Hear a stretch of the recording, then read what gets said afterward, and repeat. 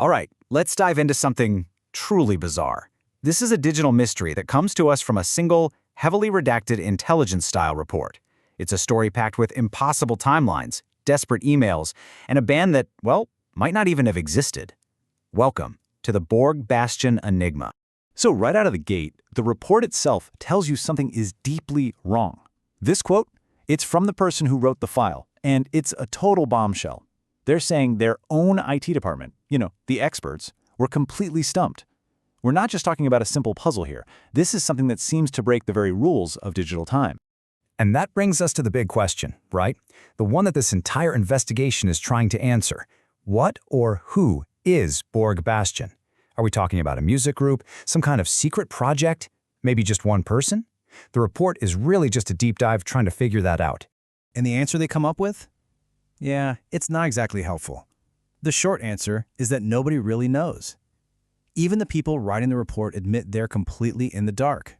This is what makes it so fascinating. It's not just a mystery. It's like a genuine digital ghost story. Okay, so to even begin to understand this, we have to start with the only real piece of evidence we have, the report itself.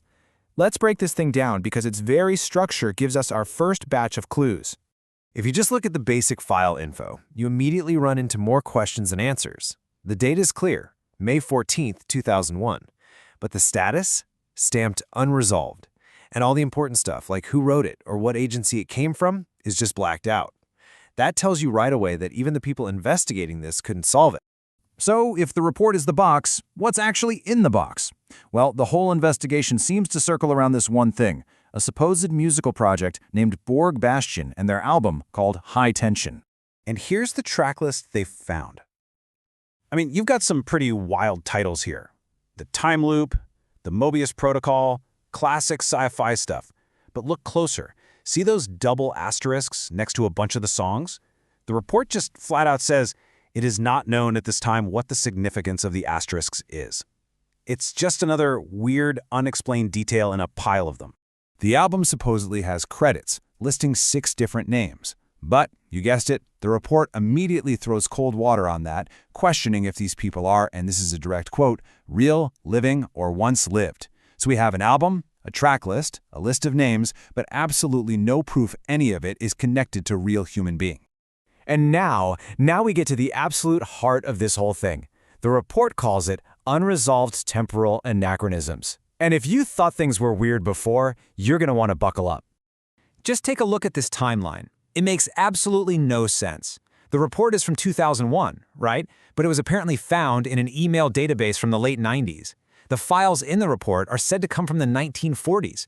And then, to make it even crazier, they found a date from the future, December 20th, 2025, hidden in the lyrics of one of the songs.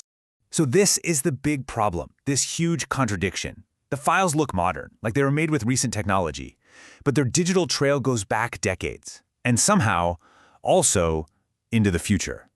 This is that temporal anachronism that just completely broke the brains of the original investigators. As if an impossible timeline wasn't enough, the report also includes these bits and pieces of emails between the supposed band members.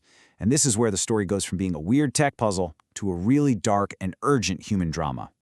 This first email just kicks things off with a sense of pure panic. The writer, who signs off as John, is telling someone named Rick that their friend Mike just got arrested.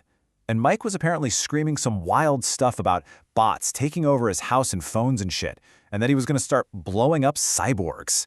It sounds totally paranoid, but the email feels deadly serious. And then the dread just builds. In this next snippet, the writer is getting really worried. He's been trying to email and call Rick, the guy he sent the first email to, but he's getting nothing back. And after what just happened with Mike, that silence is pretty terrifying. And then, this is the last piece of email they have. It's where it all just completely falls apart. John is telling Rick, we all got to get the fuck out of town. James's car just blew right the fuck up. So you have one guy arrested, another has vanished, and now a car bomb. Whatever was happening, it was getting violent, fast. So just when you think this story can't possibly get any weirder, we get to the legend of how this report was supposedly found in the first place. And honestly, the origin story is almost more unbelievable than the mystery itself. Get ready for this. The story goes that a hacker, calls himself Dr. Diffusion, stole this file from an NORAD server. He then burns it onto these ancient DVDs from 1997 and hides them inside a hollowed-out German cookbook from 1968. And the cherry on top of this ridiculous sundae? Tucked inside the cookbook was a photo of Armin Shimmerman, Quark from Star Trek Deep Space Nine, signed with a quote from Captain Kirk. I mean, you just can't make this stuff up. So, where does that leave us? What is all this? The funny thing is, the report itself says that, while the whole cookbook story sounds insane, it isn't technically contradictory. And that's really the core of the Borg Bastion enigma. Every piece of the puzzle is wrapped in another layer of weirdness and contradiction. So was it an elaborate online game? A weird marketing stunt? Or is it possible that somewhere, buried under all this nonsense, there's a record of something real and truly unexplainable? I'll leave that for you to decide.